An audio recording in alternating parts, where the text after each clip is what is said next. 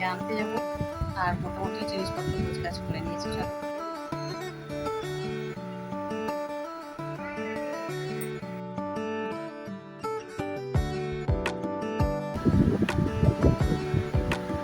দেখো আজকে সকাল সকালে উঠেই ভাতটা বসিয়ে আর এখন আটা মাখতে বসেছি।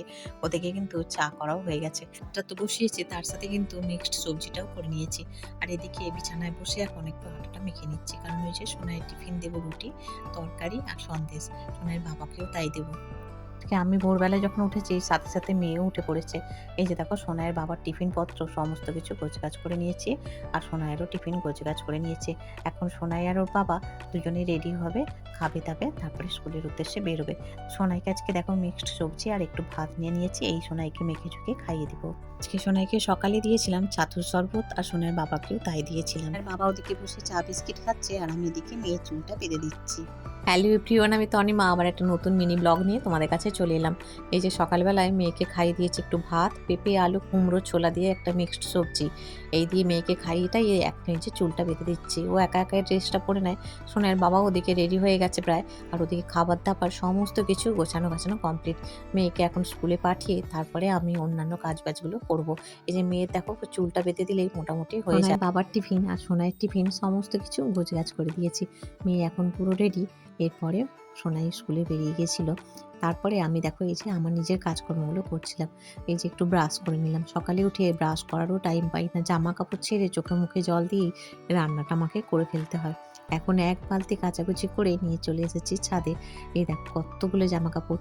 আগের দিন না স্কুল থেকে এসে প্রত্যেক দিন কেচে দিয়ে আগের দিনে একদম সোনাইয়ের বাবা ছিল মাথা থেকে পুরো বেরিয়ে গেছে। নানান ধরনের গল্প করতে করতে পুরো ভুলে গেছি। তখন মনে পড়েছে, তখন প্রায় 4:30। তখন কি আর কাচাকুচি করতে ইচ্ছা করে? খেয়ে দিয়ে আর ইচ্ছা করছিল না, ওই জন্যে রেখে দিয়েছিলাম। এই যে দেখো এখন সব কিছু কেচে ধুয়ে মেলে দিচ্ছি। আজকে অনেকবার আমাকে এইগুলো করতে হবে। দেখো কাচাকুচি বলতে এখন তো অম্বুবাচী চলছে, ওই রকমভাবে কাচি না, সার্ফ জল দিয়ে একটু ভিজিয়ে হাতে ডলে নিই, ডলে ভালো করে 2-3 বার করে ধুয়ে নিই আর কি, তাহলেই হয়ে যায়। প্রত্যেক দিনের জামা কাপড় তো আর এই গরমের মধ্যে ঘাম হয়, তো সেই জন্য আর কি একটুখানি অল্প সার্ফ ছিটিয়ে আর করে দিয়েছি। এখন দেখো সুন্দর করে ক্লিপ দিয়ে দিচ্ছি। আকাশে বেশ ভালো রোদও আছে, আশা করি সব শুকিয়ে যাবে। খুব বেশি যে রোদের তাপ সেরকম নয়, তবে মোটামুটি শুকনো ওয়েদার আছে। দেখো কতগুলো জামা কাপড় এখন মিললাম, এক বালতি পুরো কেচে ধুয়ে নিয়ে চলে এসেছিলাম। সমস্ত কিছু সুন্দর করে মিলে টিলে নিচে চলে এসেছি। আজকে ভাইকে বললাম তুই খাবারটা নিয়ে যাবি। দেখো তাড়াতাড়ি করে শাক ভাজতে বসে গেছি। এবারে সোনাইয়ের বাবা 3 আঁটি এই লাল শাক এনেছিল রবিবার, তো সেইগুলোই এখন আছে। 2 দিন করেছি। আমার আজকে একটু শাক ভাজবো বলে শাকটাও বেছে নিচ্ছি। এ দেখো সুন্দর করে বেছে বুছে নিয়ে করে নিলাম রান্নাবান্না যেটুকু বাকি ছিল আর কি দুপুরের জন্য। করে টরে নিয়ে এই ঘরের দেখো আলনাটা সুন্দর করে গোছাচ্ছি। এই আলনাটায় মেনলি সোনাইয়ের বাবারই জামা কাপড় থাকে আর কি। এখানে আমার জামা কাপড়ও তেমন করে রাখে না, ওই একটা চুড়িদার রাখলাম। বেশি জামা কাপড় সোনাইয়ের বাবারই থাকে, আমারও 2-1টা যাই হোক রাখি আর কি। এক কাঁধে জামা কাপড় এলোমেলোভাবেই ছিল আলনাটায়। সমস্ত কিছু নামিয়ে সুন্দর করে পাট করে গুছিয়ে রাখছি। আলনা যদি অগোছালো থাকে না একদম ভালো লাগে না। ঘরের প্রত্যেকটা জিনিসই যদি একটু গোছানো গাছানো থাকে সেটা দেখতেও ভালো লাগে আর সুন্দরও লাগে, আর ছোট্ট জায়গার মধ্যে অনেক কিছু জিনিস রাখাও যায়। এরপরে যেগুলো আমার এখন লাগবে না সেগুলো আমি তুলে দিচ্ছি। সোনাইয়ের বাবারও 2-1টা জামা তুলে দিলাম, আবার 2-1টা বের করলাম। এরকম করে অল্টারনেট করে না আমি বার করে দিই। কয়েকটা জামা কয়েকদিন পরার পর সেগুলো আবার তুলে রাখি, আবার যেগুলো কয়েকদিন পরে নিই সেগুলো আবার বের করে দিই। কারণ হাতের কাছে তো সোনার বাবার না দিলে অসুবিধা হয়। প্রত্যেকদিন আর সকালে বেরোবার সময় খোঁজাখুঁজি করতে হলে ভীষণ রেগে যায় আর কি। যাই হোক এখন কয়েকটা জামা কাপড় একটু বের করে গুছিয়ে গাছিয়ে আলমারি থেকে রাখলাম। এই যে দেখো সমস্ত কিছু গুছগাছ করে নিয়েছি। আর কয়েকটা খুচরো পয়সা ছিল, তো এখন তো খুচরোর ভীষণ প্রবলেম, তাই বার করে রাখলাম আর কি। যাই হোক এখানে দেখো এবার ঘরটা মুছতে নিয়েছি।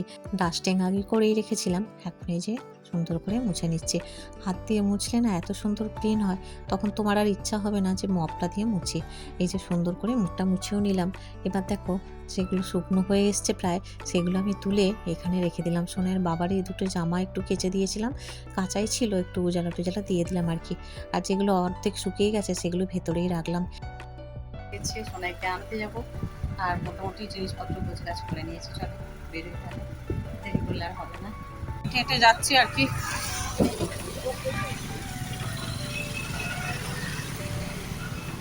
আজকে যেহেতু ব্যাংকে কাজ ছিল, এখন ওই পদ্মপুকুর মোড়ে এসছি, তো হেঁটেই চলে যাচ্ছি। আজকে অতটা রোদও নেই, গরম আছে, রোদটা নেই অতটা।